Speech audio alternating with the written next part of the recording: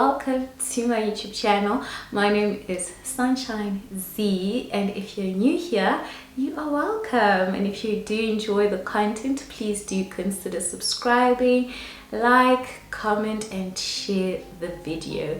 And if you're already subscribed to this channel, I really appreciate you, and I do hope that you are well. Please comment, let me know that you're still with me.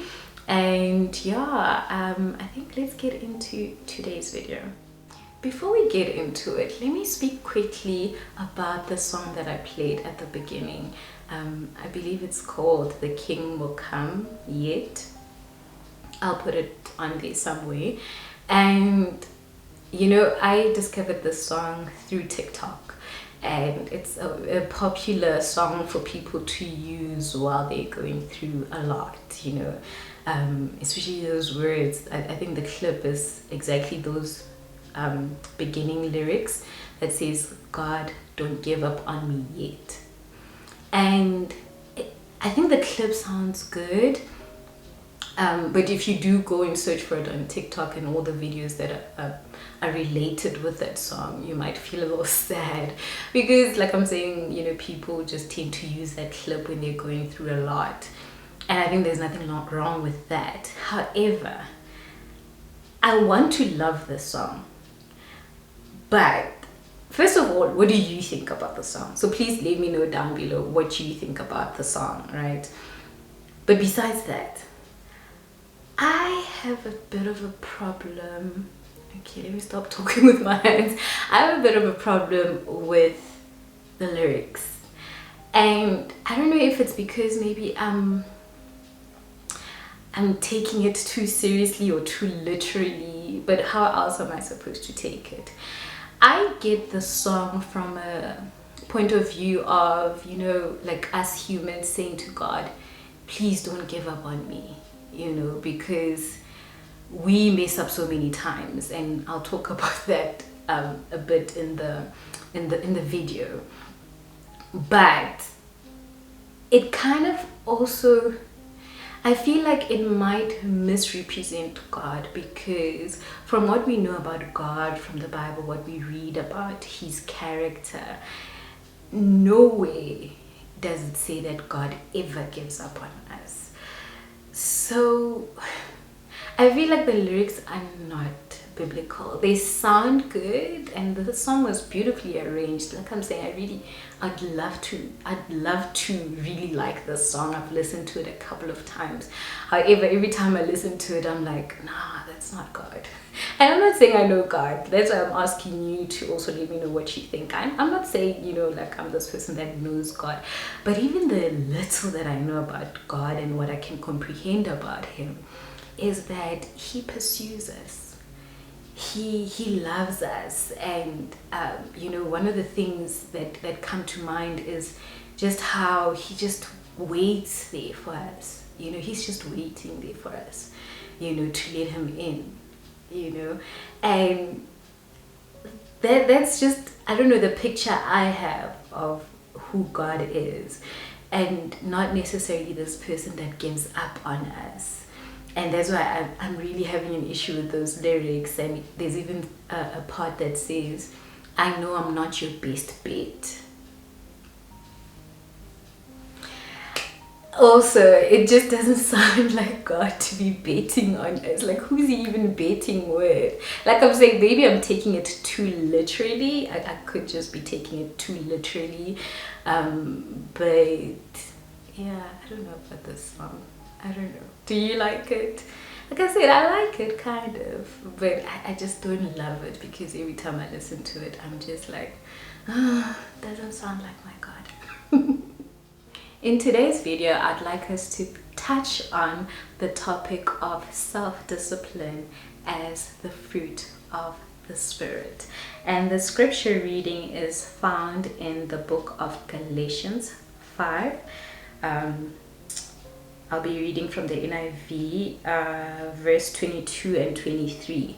It reads, but the fruit of the Spirit is love, joy, peace, forbearance, kindness, goodness, faithfulness, gentleness, and self-control. self-control. Against such things there is no law.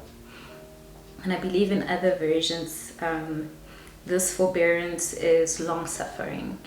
And I'm not going to go into the whole thing. You know, I'm just going to speak about this from my own experience and just sort of share my story, and you know how when I realized that one of the fruits of the spirit is self-control, you know, or self-discipline, it was like it's one of those things that personally I don't like to hear, and I don't think a lot of people like to hear it, because I think all of us have that one area where we struggle with discipline, and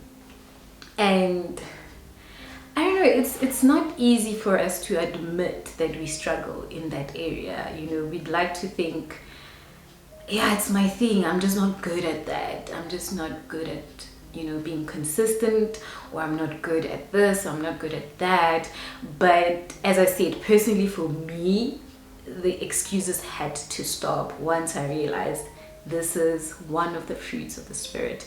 And I read quite a number of them, and you know, I'm not saying that I find the others easier, and by no means, but I am saying for me, the one that I really feel that I have struggled a lot with over the years is self-control. Because you know, and here's the thing about self-control, there's some things where you're good at self-control, right? There's some things where you're like, I'm good.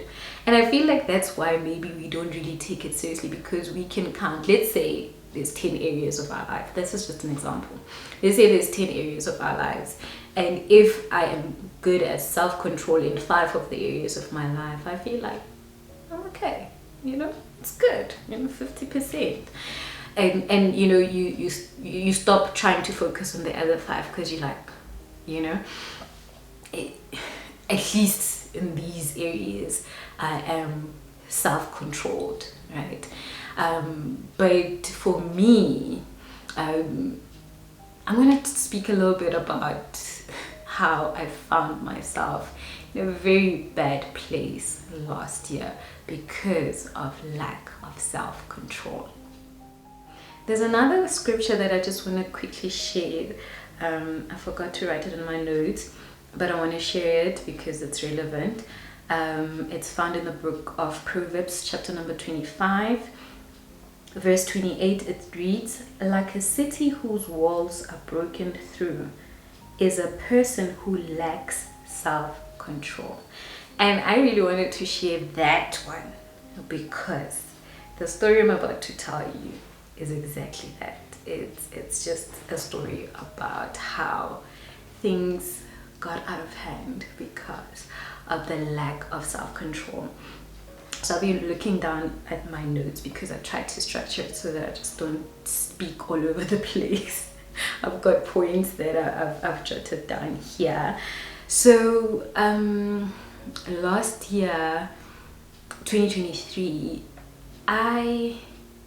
and it wasn't the first time this was happening, it's just the most recent incident of it happening. But I think also the other years, like I said, I think I found ways to justify it, and perhaps it wasn't as bad. I don't know. But anyways, we'll just focus on 2023 for me, and how... Okay, let's start here. So in 2023 alone, like in that 1 year, that 12-month period, I gained 10 kilograms. And if you follow me on TikTok, you'll know about this. I'm trying to do something about that. And as I said, I didn't really pay much attention to this self-control issue because, like I'm saying, I felt like, some areas I am self-controlled. But when things got out of hand, as I said, gaining 10 kilograms in such a short space of time, and you know, I think it's obvious, but let me just mention it. I wasn't pregnant or anything like that. And please just note that this video is not trying to shame people who gain weight or things like that. That's not the purpose of this video. However, the purpose of this video is to talk about the fact that self-control is a biblical, godly concept, and not just self-control when it comes to, for example, sexual immorality. You know, like, I feel like when it comes to things like purity and things like that, everybody wants to be part of that and say, oh yes, you know, I do well with that. I don't get drunk. I don't, you know, I don't misuse my money. Although I feel like if you are overeating like I was, somewhat you are wasting money, you know, and you don't see it though. Like, I'll speak for myself. Some of these things I didn't see them, and it's only when I sat down and I was like, what have I done, you know, that I feel that God showed me that it's because you don't have this fruit of the Spirit. Yes, like I said, there's others, and right now we're not, you know, highlighting those, but this particular one, you let yourself get away with a lot. And it was like, that is so true. I feel like I do, and I think we all do. We all let ourselves get away with stuff, you know. Like, I'm one person, I have so many excuses. Like, if you were in my life, you would know that I can give you an excuse. And the excuse will sound good, or at least I think it sounds good, right? I could give you an excuse as to, because I joined gym last year in March. So it is March now, it's been a year. And when I tell you, I've probably gone to gym less than 10 times last year while I was paying for gym. Like Uber Eats, guys, like Uber Eats was one of my self-control issues. And I know it sounds like, but what does this have to do with godliness or with a Christ-like life? But I truly believe that we shouldn't disregard. And I think because perhaps on the lineup of all the fruit of the Spirit, it's like there at the end, it's the last one that is mentioned, self-control. We should not take that for granted. We should not just disregard that and, you know, think that, you know, because we are working on, because even, for example, one of the fruits is love, right? And we might think that we are loving, right? Until, you know, we mention somebody in your life, that person that you're currently not talking to, and, you know, it might call into question, do you have that fruit of love? Or are you choosing who you want to love? So all these fruits of the Spirit, to be honest, I think we need to sit down with ourselves or with our friends or family or whoever it is and actually discuss these and get feedback about them, but also introspect and review realistically, do I possess these fruits of the Spirit? I'm going to mention 5 things that are a result of living an undisciplined life. And these I only mention because they're in relation to my life. When I did a review of my own life, I realized that all these 5 things were as a result of being undisciplined, right? So what we're talking about is self-control, but I'm just going to give a testimony of what the lack of self-control led to in my life. You can share with me what yours are. Perhaps you might relate to some of these. But the first thing that was a result of lack of self-discipline or living an undisciplined life for me was laziness. Laziness, like, you can say I'm naturally lazy, but I don't believe there is such. I don't know, but I don't believe that there is such a thing as I'm naturally lazy. Like, laziness is just a product. The reality is it's a product of lack of self-control. I've actually remembered another story. I know I've pretty like told different stories during this video, but I've just remembered another story, and it really relates to this. A couple of years ago, there was a season in my life where I was unemployed, and I just finished varsity, and I didn't have a job yet, right? And it was, unemployment is another thing altogether, and perhaps I'll talk about it on my other channel. Please do watch my other channel, by the way. Unemployment is, if you've been through it, I know how you feel. But it would be so easy for an unemployed person to live aimlessly and to watch this video and say, well, I don't want to, like, what am I going to be disciplined about? Because we always think about discipline as you have something to do, you have work to go to or whatever. But here's the thing, and the pastor at the church I was going to at the time helped me with this, which is that work is not like just the 9 to 5, or like you're employed by somebody, or work is whatever your hands find to do. And he advised us to say, you know what, structure your day. You might be unemployed, but structure your day, because the day employment comes, it's going to be so difficult. If you're used to like sleeping the whole day, like living aimlessly, not knowing what you're doing with your day, you're not going to magically know how to manage your time when you get a job. So you need to start managing your time even as an unemployed person. And he would be like, you need to wake up at the same time every day. By the way, waking up is one of the areas, please pray with me on that one.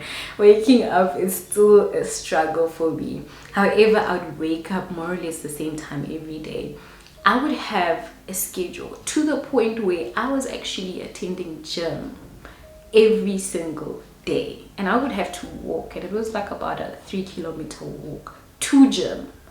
Well, it really was more about the mental benefits that it had on me, because it can be a very stressful time. Those who know what unemployment feels like will understand this. However, I had to make sure that, back in the day, guys, I'm now gonna show my age. Back in the day, you had to go to an internet cafe to go submit job applications and your CV and things like that.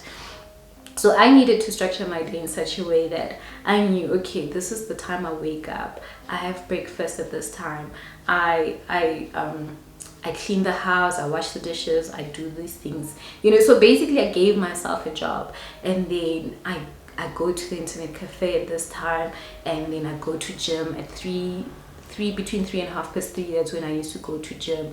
That way I can have enough time at gym with the classes and things like that, so that my dad could pick me up later when he came back from work. So like I had a routine even though I wasn't working. So that's just, I hope that's something for somebody to learn, is that living a disciplined life is not necessarily about having a job or having money or having certain things, right? So I was still on the point of laziness. So I think what I was trying to say is that nothing excuses laziness, nothing at all. Nothing excuses laziness, because you need to possess self-control as the fruit of the Spirit. Number 2 result of living an undisciplined life in my life is time wasted. Like, guys, if I go into this, I might even actually start crying, because there's just time that I'm just like, where did it go? And if you waste time today, it in a week it adds up, in a month it adds up. Before you know it, the years have gone by, and you have just wasted the time. You don't have a way to account for the time. And as I said, it's not just about working and say, okay, for the past 10 years I've been working. Like, what have you really done with that time? Because some people, and we all have the same 24 hours, by the way, but some people have gotten postgraduate degrees in that time. Some people have read books and they've gained knowledge in that time.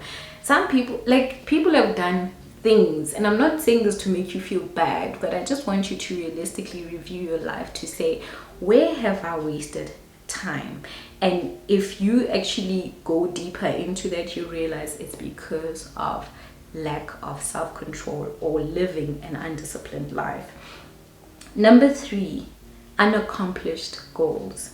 So for me, this one is really just, it hits home, because when I look back at, you know, the 18-year-old me, or even like 22-year-old me, and all the things I wanted to accomplish, right? All the goals that I had, you know, like the, you know, long-term goals or medium-term goals, they were so big.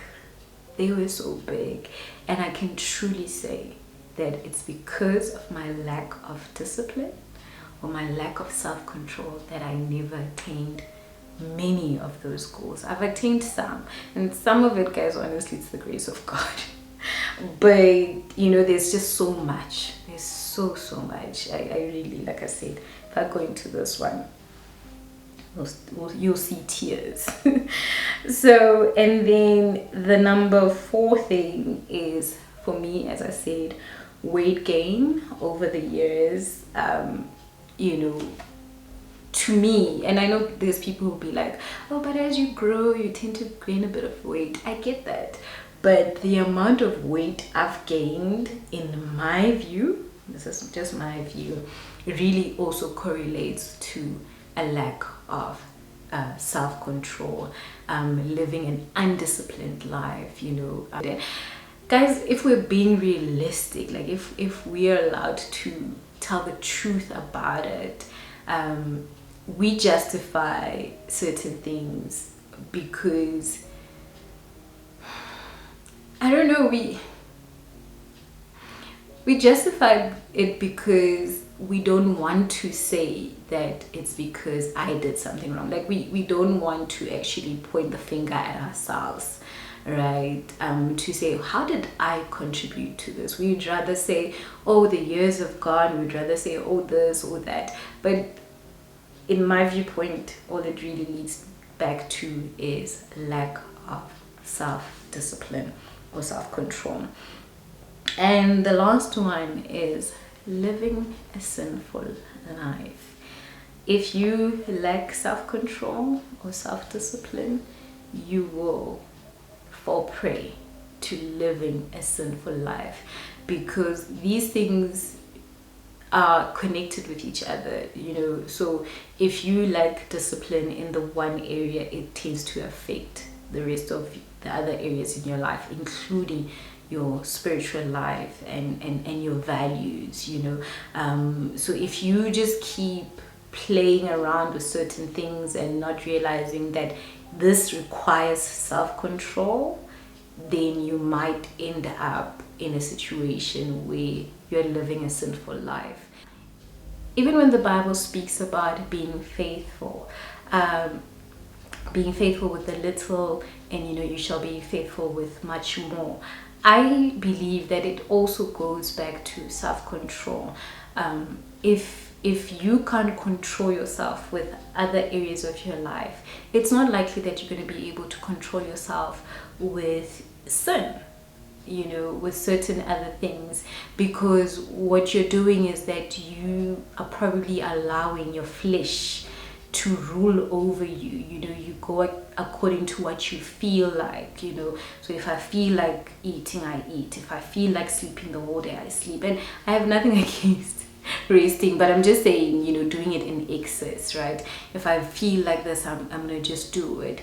Your body is gonna also feel like sinning, and you're gonna end up doing it. So you're gonna end up doing things that you never thought you'd be capable of doing, simply because you haven't been exercising the muscle of self-control, self-discipline, you know, things like that.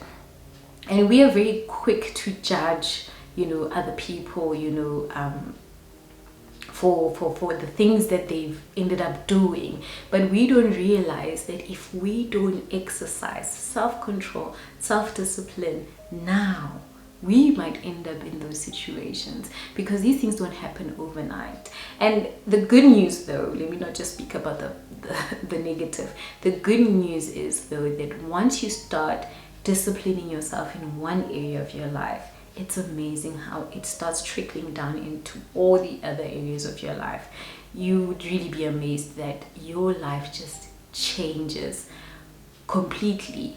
And I would really advise that you ask God to help you with that. That's what I've done, and I struggle with it. I really do still struggle with it. So it's not a destination that I would say I've arrived at.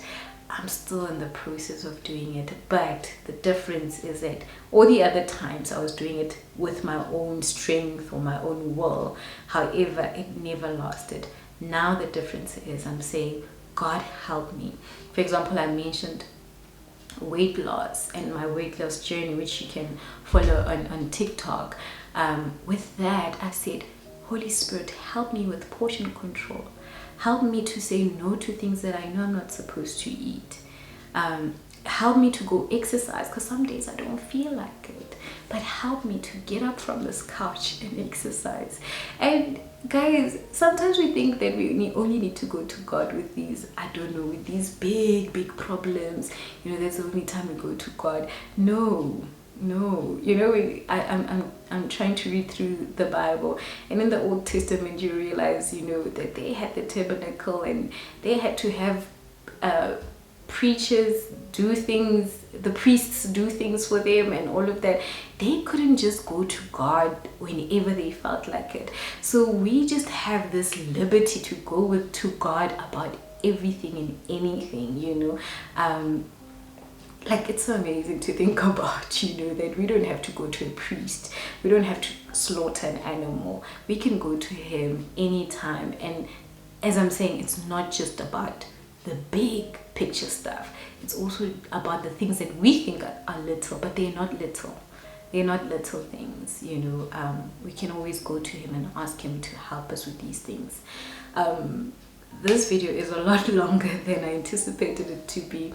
However, I do hope that you got something out of it. And please do comment on what your thoughts are, and let's engage in the comment section.